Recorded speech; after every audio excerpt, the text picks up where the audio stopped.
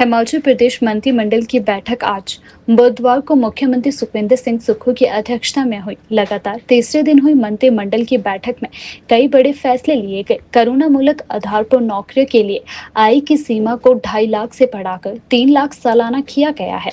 इससे बहुत से अभ्यर्थी नौकरियों की पात्रता पूरी कर सकेंगे। इसमें पहली प्राथमिकता विधवाओं को दी जाएगी, इसके बाद बेसहारा को प्राथमिकता मिलेगी, फिर सामान्य उम्मीदवारों को मौका मिलेगा। करुणा मूलक आधार मंत्रिमंडल ने 500 पदों को स्वीकृत किया है। ये पक्की नौकरियां होगी जो कि 3 व 4 श्रेणी पदों पर मिलेगी। बीएससी नर्सिंग की सीटों को 60 से बढ़ाकर 100 किया गया है। टांडा मेडिकल कॉलेज में इसे 30 से बढ़ाकर 60 किया गया है। मंत्रिमंडल के फैसलों की जानकारी कैबिनेट मंत्री हर्षवर्धन चौहान ने दी। मंत्रिमंडल ने हिमाचल प्रदेश फैक्ट्री नियमों में संशोधन को मंजूरी दी है।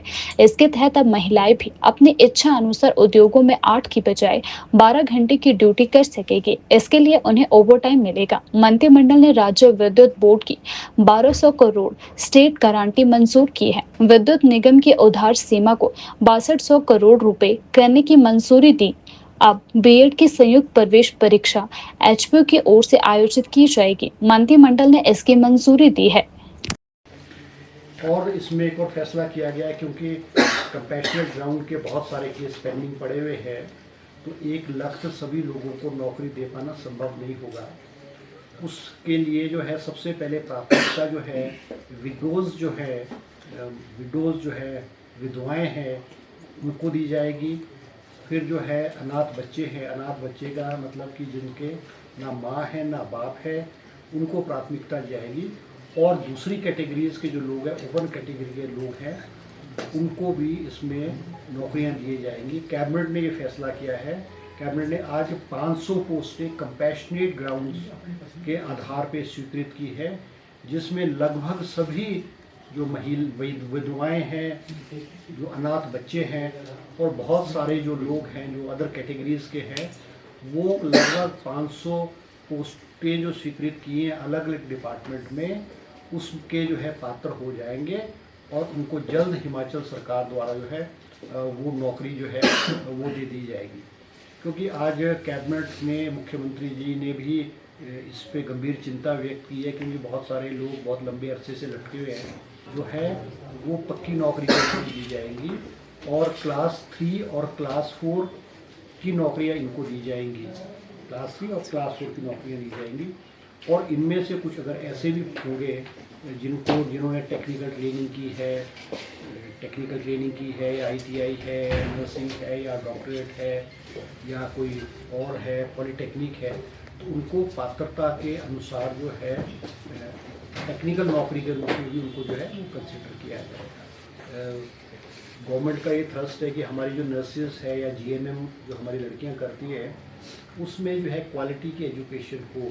क्योंकि हिमाचल प्रदेश में गवर्नमेंट सेक्टर में चाहे हमारे मेडिकल कॉलेजेस हैं, इनमें इनटेक बीएससी नर्सिंग का और जीएनएम का एक लिमिटेड था।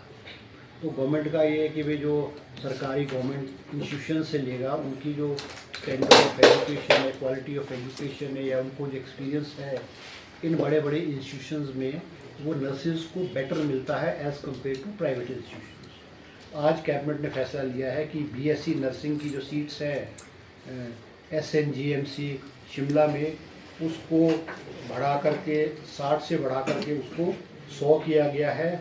और doctor Rajendra Prasad medical college Kangra Tanda की जो जीएनएम की सीट्स है, उसको 30 से बढ़ा करके जो है वो 60 किया गया है। इसी प्रकार से जो है एक लेबर लॉ में हिमाचल प्रदेश फैक्ट्री रूल्स 1950 में अमेंडमेंट किया, क्योंकि आज पूरे हिंदुस्तान में अलग अलग सेक्टर्स में ईज़ ऑफ डूइंग बिजनेस का जो ट्रेंड है वो गवर्नमेंट ऑफ इंडिया की तरफ से चला है। चाहे वो फैक्ट्रीज एक्ट है, चाहे लेबर एक्ट है, चाहे इंडस्ट्रियल एक्ट है। तो जो हमारे प्राइवेट सेक्टर के लोग थे, खास करके जैसे हमारी फैक्ट्रीज़ में है या हमारे और इंस्टीट्यूट्स हैं, उनमें हमारे फैक्ट्री लॉ में था कि जो महिलाएं हैं वो केवल 8 घंटे ही नौकरी कर सकती हैं, 8 घंटे की ड्यूटी दे सकती है, और वो चाह करके भी ओवर टाइम नहीं कर सकती थी, क्योंकि कानून में ऐसा प्रावधान नहीं था। अब अमेंडमेंट करने के बाद, हिमाचल फैक्ट्री एक्ट में अमेंडमेंट करने के बाद अब महिलाएं जो है वो 8 घंटे के बजाय 12 घंटे भी वो नौकरी, अपनी जो ड्यूटी है वो कर सकती है, और उनको ओवर टाइम के जो एक्स्ट्रा चार्जेस मिलेंगे और वो उनकी अनुमति पे होगी। तो उनको फोर्स नहीं करेगा कोई कि जिस इंस्टीट्यूशन में या जिस संस्था में या जिस फैक्ट्री में वो काम कर रही है, तो अगर वो चाहे तो वो 8 घंटे के बजाय 12 घंटे भी अपनी जो है सेवाएँ दे सकती है।